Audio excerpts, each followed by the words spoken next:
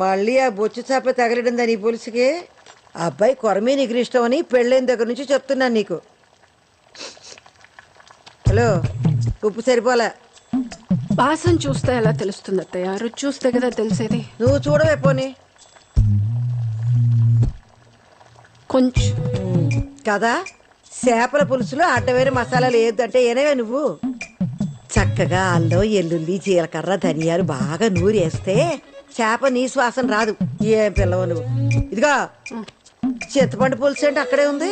ఓయ్, ముందే ముక్కలతో పాటు మగ్గెత్తేనే పులుసు రుసుంటది.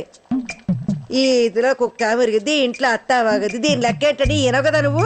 ఇదిగా జరుగును, నేను చూసుకుంటా. పోట్లకి శుభ్రం లేదు, పాడు లేదు.